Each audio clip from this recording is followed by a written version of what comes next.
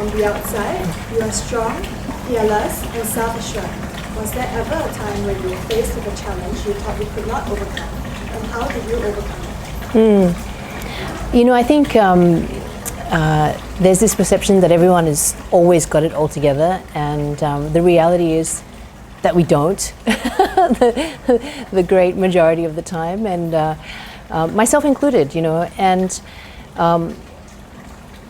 I had a wonderful lesson in this a couple of years back when I did a women's writing course, and there were 10 gorgeous, established, beautiful, high-achieving, amazing women doing this course together. And part of this journey was that we had to tell our story. We had 15 minutes to tell our life story in whichever format it felt right to us, whether it was writing, whether it was through short film, whether it was through photography, in any creative form.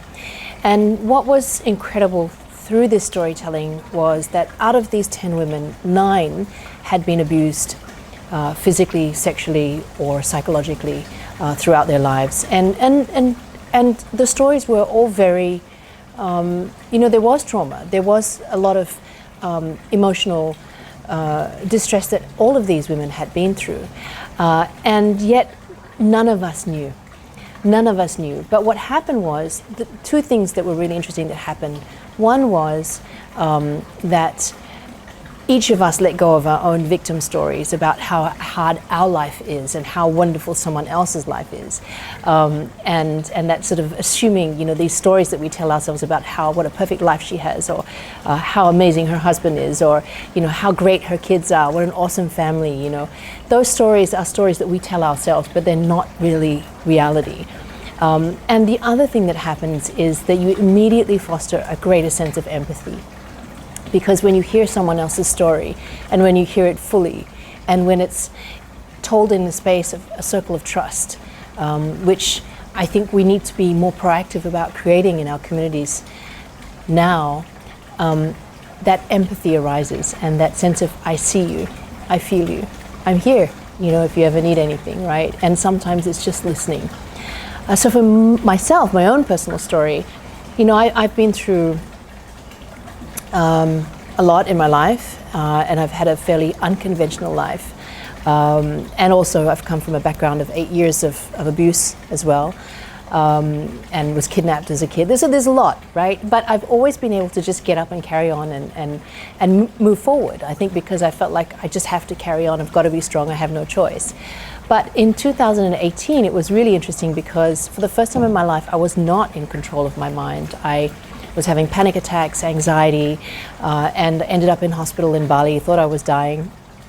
They check all my stats. I'm like, oh, it's my heart, And they're like, no, you're just having a panic attack. I'm like, really? This is a panic attack, And so then we left Bali and ended up in Singapore and went to see another doctor. I wanted another opinion, and they put me on more medication again. And I said, I really don't like this. Primarily because I try not to take medication in general. If I'm sick, I let it, come and go and deal with my immunity and things like that. So having to take this medication was something that was quite foreign to me, and I didn't really enjoy that. So I thought I'll get another opinion, go to Australia and see a doctor there. And then they put me on more medication. And so that was really challenging for me for the first time in my life, not being in control of my own mind and being able to sort of say, hey, just get up and carry on, But I'm so grateful for that period, because what happened was, in the past, even though I thought I was a compassionate individual, I didn't understand when people were going through things that only had to do with their own mindset and perception, why they couldn't just snap out of it. And going through this experience helped me also develop a much, much deeper understanding and sense of empathy and care for those who are having struggles that is to do with their own minds. And that's for me. I think I put a lot more pressure on myself also because I've been actively pursuing the understanding of the mind for at least 16 years. Through a study of Buddhism and the science of the mind and neuroscience and psychology. And so I felt this additional pressure on myself, like how could this happen to me? And so it just goes to show you that no matter who you are, there are opportunities or there are occasions in life that sometimes things just arise that just take you by surprise, and that's okay. You know, there are times that will be hard and we won't know how to manage, and that's okay. You know, and there are people out there who have incredible tools to help us to navigate through these times, and that is also okay, because we can't be expected to know everything and have all the tools all the time, because life is just so colorful, and there are different people with different palettes that can help you. Maybe you're missing a few colors in your own palette of well-being, and there are people out there who have those colors that suit your stage of life. So how did I get through it? Through a lot of dedicated work. I really was very proactive in my own healing. It really does boil down to you and how much you want to heal yourself, either physically or mentally. There are the tools out there, but you have to want to do it. You have to be curious, and you have to be open, and you have to be hyper engaged in that. And you know, really what happened for me was that I ended up, I'm super grateful that I have incredible teachers and guides in my life, and I ended up in having a private audience with His Holiness the Dalai Lama, and from that moment on I was fine. So, you know, everyone's got their own ways, and I'm just grateful for that I have had that access. How do you psych yourself when you're faced with a tough situation? For me, the more challenging and harder life gets, the busier I get, the further inward I go.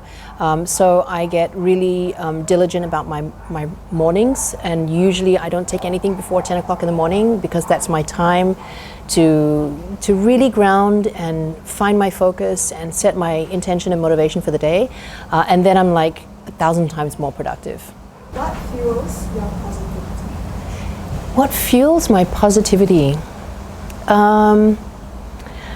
I really think it is understanding our human potential, because we humans have access to so much wisdom and knowledge and growth, and it's just, it blows my mind sometimes. Even when I'm learning, I'm constantly learning something, and that's like, wow, you know, I just didn't realize I was capable of doing that. And so that's just, to me, I think what fuels my positivity. What is your mission in life? What is my mission in life? I would say maybe to live it to its fullest potential, to be able to create meaningful impact wherever I go, whatever I do, to constantly be a part of the solution, not a part of the problem. The Stardust collection is about new beginnings. If you were to start something afresh and know that you will succeed, what would you do?